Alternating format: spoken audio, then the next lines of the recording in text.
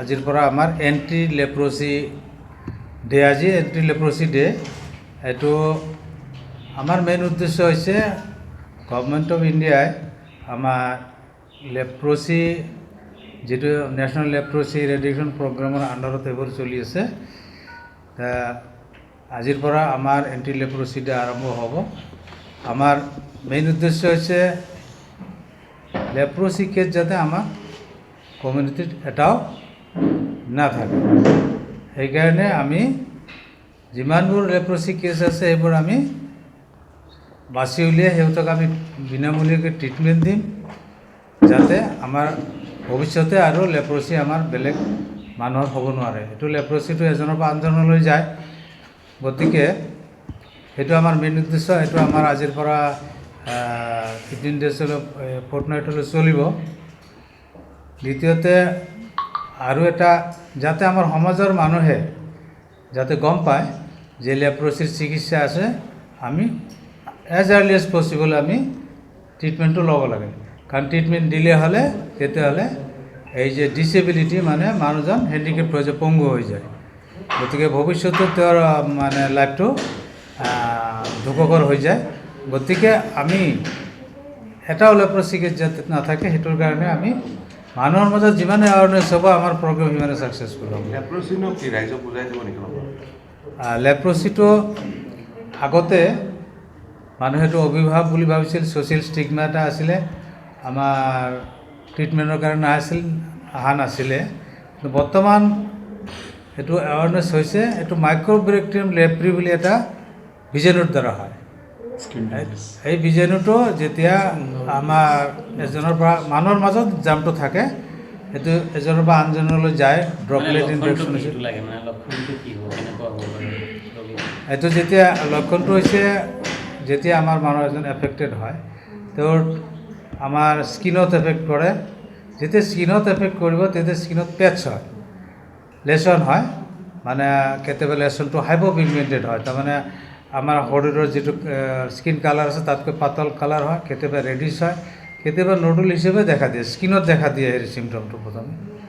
আৰু যেতিয়া nerve affected হয় তেতিয়াহ'লে তেওঁৰ হাত জিনজিনাব পাৰে, আৰু যিখিনিত এফেক্টেড হয় সেই পাৰ্টটো তেওঁৰ চেঞ্জ নাথাকে। চেঞ্জ নাথাকাৰ কাৰণে, আৰু যদি স্কিন লেচন হয় তাতো যদি আমি খুচি দিওঁ তেওঁ গম নাপায়। আৰু নাৰ্ভ এফেক্টেড হ'লে হাত বা ভৰি য'ত এফেক্টেড হ'ব সেইখিনি চেঞ্জ নাথাকে। চেঞ্জ নাথাকাৰ কাৰণে সেইটো ইঞ্জুৰি হয়, ছেকেণ্ডাৰী ইনফেকশ্যন হৈ যায়।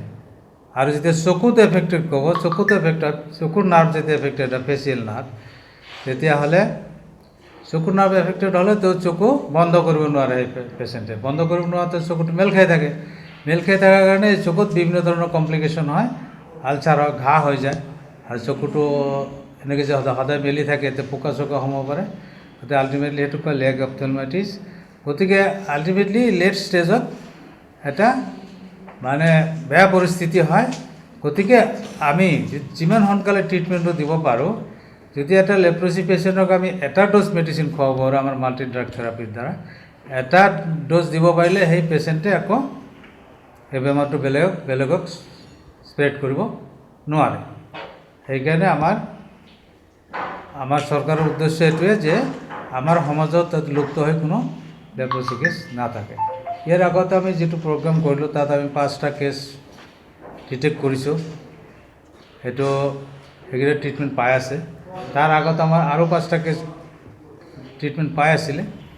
গতিকে আমাৰ এতিয়া তেনেকুৱা মানে লেট ষ্টেজত ছেকেণ্ডাৰী ইনফেকশ্যন হয় বা কাৰোবাৰ মানে পেৰালাইচিছ বা তেনেকুৱা ধৰণৰ কেছ এতিয়ালৈ আমি হ'ব দিয়া নাই। লেপ্ৰচি কেছ তাৰমানে এনেকুৱা চিমটম দেখা হ'লে আমাৰ যিকোনো হেল্থ ৱৰ্কাৰৰ চবকে ট্ৰেইনিং দিয়া আছে। আশা, ANM, MPW আৰু চব আমাৰ মেডিকেল অফিচাৰৰ পৰা আৰম্ভ কৰি চবকে ট্ৰেইনিং দিয়া আছে। গতিকে আমাৰ যিকোনো হেল্থ ৱৰ্কাৰৰ লগত যোগাযোগ কৰিলে তো নিয়াৰেষ্ট হেল্থ ইনষ্টিটিউশ্যন লৈ যাব। তাৰপিছত মেডিচিনখিনি আমাৰ ডিষ্ট্ৰিক্টত আছে আৰু ব্লক PHCত আছে। ব্লক PHCৰ লগত যোগাযোগ কৰিলে আমি ফ্ৰী মেডিচিন গোটেইখিনি পাই যাব।